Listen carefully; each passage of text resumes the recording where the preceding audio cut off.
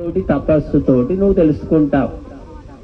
మనసా వాచ కర్మణ సత్యం పలుకు, తపస్సు చేయి. తపస్సు అంటే అన్నిటినీ ఓర్చుకోవడం, సుఖ దుఃఖాలు, ఎండ వానలు, ఆకలి దప్పికలు, స్తుతి నిందలు అన్నిటినీ ఓర్చుకోవడం అన్నమాట. దీన్ని తపస్సు అంటారు. తపస్సు అంటే ఏదో అడవిలో పోయి కూర్చోవడం కాదండి. మీరు ఎక్కడున్నా సరే అన్నిటినీ ఓర్చుకోవాలి. కాబట్టి అది తపస్సు. ధర్మ కార్య నిర్వహణలో ఎటువంటి ఆటంకాలు వచ్చినా ఓర్చుకోవడమే తపస్సు. కాబట్టి ఈ సత్యము తపస్సులతోటి పరమాత్మను నువ్వు తెలుసుకుంటావు అని ఉపనిషత్తు చెప్తుంది. అనుపశ్యతి అంటే మొట్టమొదలు ఆత్మను తెలుసుకుంటాడు, ఆ తర్వాత పరమాత్మను తెలుసుకుంటాడు. నేనెవరు, ఎందుకు పుట్టాను, ఎక్కడి నుంచి వచ్చాను, ఏం చేస్తున్నాను, ఈ శరీరం ఏంటి, శరీరంలో ఏముంది అని ప్రతి ఒక్కటి విచారణ చేసి తనను తాను తెలుసుకుంటాడు. నేను ఆత్మను, జీవాత్మనని తెలుసుకుంటాను, తర్వాత పరమాత్మను తెలుసుకుంటాను. బట్టి ఇది ఒక్క జన్మలో అయ్యేది కాదండి, ఒక్క రోజులో అయ్యేది కాదు, ఒక జన్మలో అయ్యేది కాదు. అందుకే గీత ఏం చెబుతోంది? బహూనాం జన్మనామంతే జానవాన్ మాం ప్రపద్యతే వాసుదేవ సర్వమితి సమహాత్మా సుదుర్లభః. ఎన్నో జన్మలు, ఒక్కొక్క జన్మలో కొంత నేర్చుకుంటూ చిట్ట చివరికి ఏదో ఒక జన్మలో పరిపూర్ణమైన ఆత్మజ్ఞానాన్ని పొంది అప్పుడు పరమాత్మను చేరుతాడు. ప్రతి జన్మలో కొంతే తెలుసుకుంటాం. మరి ఆ కొంత కూడా తెలుసుకోకుంటే ఈ జన్మ వ్యర్థము, మళ్ళీ జన్మ కూడా రాదు, మానవ జన్మ రాదు. కనుక ఏదో బతకడానికి ఫ్యాక్టరీలోనో వ్యాపారమో వ్యవసాయమో ఏదో చేసుకుంటారు, చేసుకుంటూ కూడా పరమాత్మ మార్గంలో మనం వెళ్ళవచ్చు అని ధర్మ గ్రంథాలు చెప్తున్నాయి. బమ్మెర పోతన భాగవతం రచించాడు. ఆయన ఏం చేశాడు అంటే పొలం పని చేసుకుంటూనే ఆయన భాగవతం రాశాడు, భగవంతుని భక్తి చేశాడు. ఎక్కడ ఉద్యోగం చేయలేదు, ఏ రాజును జమీందారును ఆశ్రయించలేదు. ఎందుకు? ఒకరిని ఆశ్రయిస్తే వాళ్ళని పొగడాలి, వాళ్ళ దయా ధర్మం మీద బతకాలి. ఎందుకు ఈ ఆశ్రితమైన జీవితం, ఎందుకు బానిస బ్రతుకు ఎందుకని స్వయంగా పొలం పని చేసుకొని రైతు జీవితం గడుపుతూ భాగవతం రచించాడు.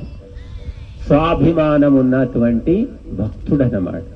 కనుక భక్తుడు తన పొట్ట నింపుకోవడానికి ఆలోచించుకోవాలి.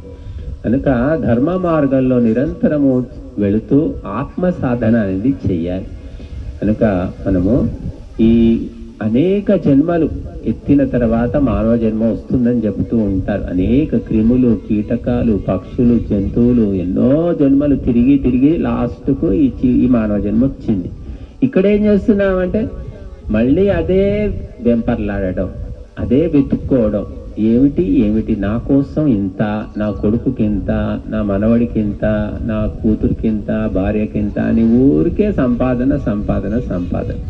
ఈ మధ్య కాలంలో విపరీతమైన, ఒకప్పుడు 10 మంది సంపాదించి 10 మంది కలిసి నలుగురిని పోషించేవాళ్ళు. ఇప్పుడు 10 మంది కలిసి ఆ 10 మందిని 10 కూడా పోషించుకోలేకపోతున్నారు. అటువంటి పరిస్థితి ఉంది. కాబట్టి ఆధ్యాత్మిక చింతననే మనకు పరమావధి అని చెప్పారు. మానవ జన్మ యొక్క పరమావధి అది ఒక్కటే. అది వదిలేసిన తర్వాత నువ్వు మనిషిగా కూడా వ్యర్థమే. నువ్వు ఆధ్యాత్మిక చింతన లేదు, ఏం వండుకుందాం, ఏమి తిందాం, ఇదే ఆలోచన ఉందంటే నీ మానవ జన్మ వ్యర్థమైపోయింది, ఇక మళ్ళీ జన్మ రాదు. కాబట్టి మానవ జన్మ లోపల మనము ఆహార నిద్ర భయమైదునంచ సామాన్యమే పశుభ అన్ని తప్పవు, వండుకోవాల్సిందే, తినవలసింది. దానితో పాటుగా ఆధ్యాత్మిక చింతన అంటే నేనెవరు, ఎందుకు పుట్టాను, ఏమి చేస్తున్నాను, ఈ చెడు ఏమిటి, ఈ మంచి ఏమిటి, పుణ్యం ఏమిటి, పాపం ఏమిటి, స్వర్గం ఏమిటి, నరకం ఏమిటి, స్త్రీ ఏమిటి, పురుషుడు ఏమిటి, ఇదంతా ఈ జన్మ, ఈ సంతానం ఏమిటి, ఈ సంసారం ఏమిటని ఆలోచించాలట. అది ఆలోచించకుండా మనిషి పూర్తిగా మెటీరియలిస్టిక్ అంటే భౌతికమైపోయాడు. కనుక 60 ఏళ్ళు వచ్చినా ఆలోచించట్లేదు. సరే 20 ఏళ్ళ పిల్లవాడు ఏం ఆలోచిస్తాడండి ఇవన్నీ, సరే 40 ఏళ్ళు కూడా ఏం ఆలోచిస్తాడు. 60 ఏళ్ళు వచ్చాయి, మనవాడు పుడుతున్నారు, 70 వస్తున్నాయి, అయినా కూడా సినిమా చూద్దామా, టీవీలో సీరియల్ చూద్దామా, లేదా సెల్ ఫోన్లో ఇంకేదో పనికి మళ్ళీ న్యూస్ చూద్దాం తప్ప ఆధ్యాత్మిక చింతన చేసేవారు లేరు, చెప్పేవాళ్ళు కూడా లేరు.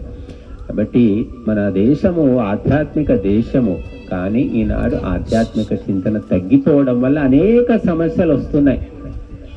ఎప్పుడైతే ఆధ్యాత్మిక చింతన ఉంటుందో సమస్యలు తగ్గుముఖం పడతాయి. సమస్యలు ఉన్నా మనం పట్టించుకో. మీరు బ్రహ్మం గారు, వేమన్న కానివ్వండి, తుకారాం కానివ్వండి, వాళ్ళకి సమస్యలు లేవా? మహాభక్తులు ఉన్నాయి, కాకపోతే వాళ్ళు భక్తిలో మునిగి మన్ని పక్కన పెట్టేశారు, పట్టించుకోలేదు.